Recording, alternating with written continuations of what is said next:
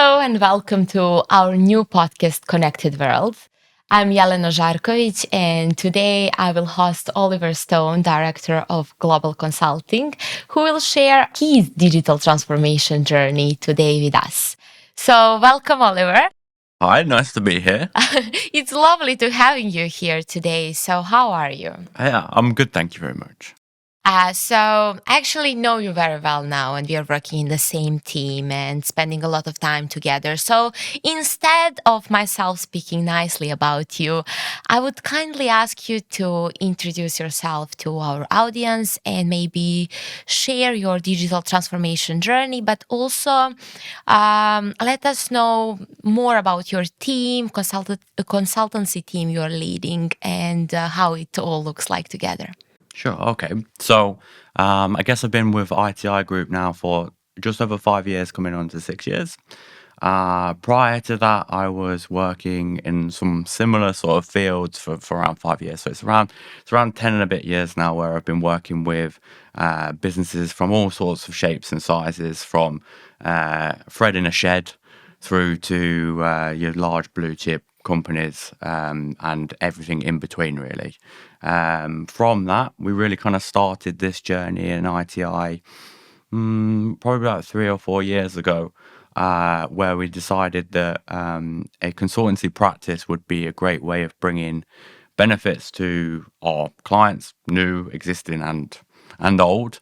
And I guess we're kind of proud to say that we've been working now for that long, and that we've gone from me and a colleague to, as of last week, there's 9 of us in the practice, all doing different things with different specialisms, but all kind of providing value to new clients and existing ones. So, what's the thing you're the most proud of that consultancy team, and what's, let's say, your biggest achievement so far? I think our biggest achievement is that the clients that we have, where we have that really solid relationship, we've gone from being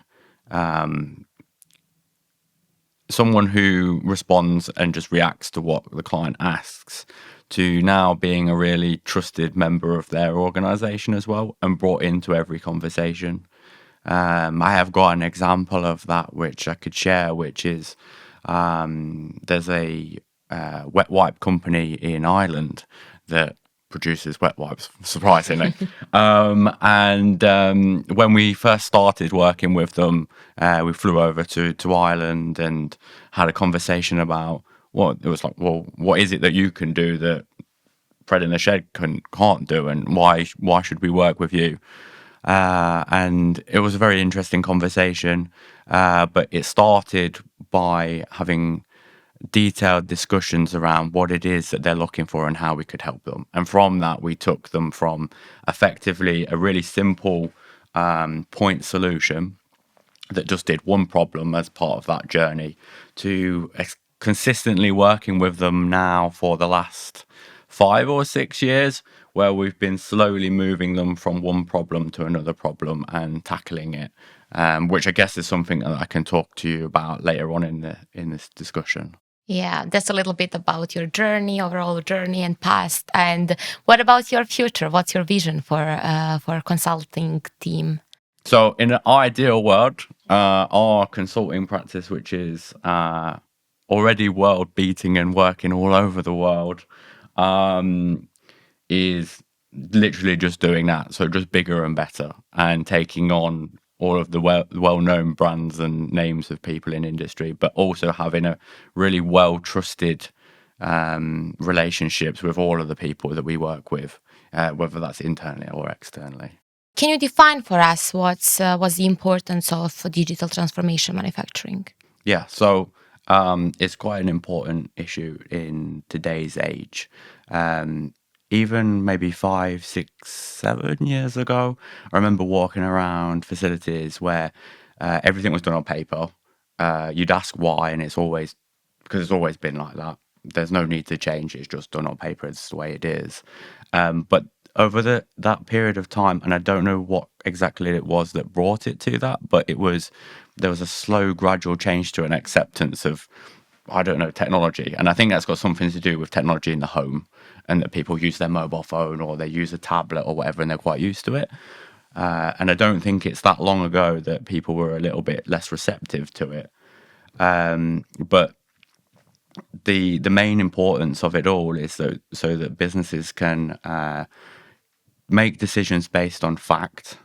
And when you have a digital solution, it's all about collecting information in real time and working in the moment, in the now, rather than working in sort of like a lagging or latent behavior. So again, using the example from a few years ago, you may walk into a meeting in the morning and ask, how did yesterday happen? Well, the reality is there's nothing we can do about it. It was yesterday, not now. So the importance of that is making yourself more agile, more competitive, more receptive to being able to do things. And that's really where the value drives from digital transformation in industry. To summarize, apart from technology, what would you consider important for a digital transformation journey? So apart from technology, there's a couple of really important things. So I like to look at beyond the technology. So whenever we're working with businesses to kind of create that kind of digital transformation roadmap, because like I said, transformations from getting from A to B, we have to look at several things. Normally, we look at, say, 5 things, which is structure, so the structure of the business, the people side. So those 2 things are linked to one another. Is it heavily reliant on a single person? I like to use this term, the hero complex or something like that. If there's a couple of people that are key in a business that runs exactly through them, heaven forbid they got hit by a bus, the whole business is in a real big problem, which would show that the business isn't that mature, because it doesn't have the people and the structure around it. The other things are things like how willing are they to adopt change as well. So if you walk into a business and they say, why do you do this? And they go, oh, we've always done it that way, which reminds me of a book called Who Moved My Cheese? And there's a little cartoon for people that don't like reading like me, because when I was first shown Who Moved My Cheese, I was like, I'm not reading this book, it's this big. So I was shown a YouTube video instead. But basically it's about always being complacent and doing the same thing time and time again. And these mice go into the maze every day and they look for this block of cheese, which they've found, without looking for more cheeses around the maze. Eventually, at the end of, say, a few years, they've ate all the cheese. And they go back to the same spot and they can't find any more cheese. And the moral of the story is that you should be forever looking at different opportunities for cheese, whilst you have that opportunity to do so and you don't get caught out. Then would you always suggest to, let's say, to the customer to start small, diving into the solution? Yeah, so one thing that we always look at or recommend, is obviously we have to come up with a whole load of initiatives to help move you from that journey. But effectively, the method or the terms that we use is start small and move fast, and have some consecutive quick wins along the journey that bring everyone along. And that's part of that change journey. It's part of the people side of things. And ultimately, the final 2 is around processes and IT. So if you don't have the processes that support the digital transformation, like I said, typically it makes it worse. And obviously the IT bit is the digital transformation. So if we're all sat there with abacuses and we're doing things on a calculator and things like that, then obviously we're a long way off from using really smart technologies like AI or 3D modeling or digital twins and things like that. Yeah. So can you talk me through your digital transformation strategy? Yeah, so I can show you where you would start. And ultimately, the first thing that we need to do is identify some KPIs. Why this is important really is because we need to know whether or not the changes that we're making are affecting the business in a positive way. And typically, we have to have those KPIs stretching across the key parts of the business.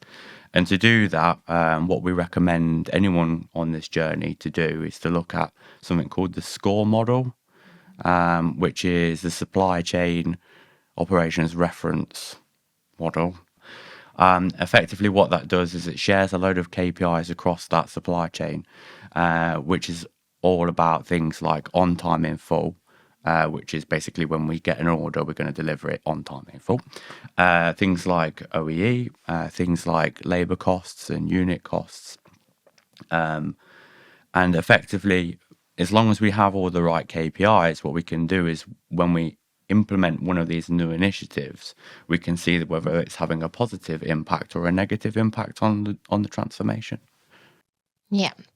So for the end of today's conversation, and time just flies, can you summarize some takeaway activities for our audience? Okay, sure. So there's a couple of things to mention. Remember that it's a process that takes time. And to do that, you have to have the foundations in place to do that. Otherwise, like I said, you start playing whack-a-mole and pretending that you're changing things when in reality you may not be having a positive impact. So trust in the process and look at building a strategy out that gets you from point A to point B. The second thing is that remembering that whatever we're doing, we need to be improving those individual process steps and not getting the magnifying glass out and making the situation worse. The third thing is what I said, which is start really small and try and move quickly with those things. And I think with those three kind of key messages, you'll find that it's a great way to start on that journey and find yourself moving in the right direction. Sounds perfect. Thank you, Oliver.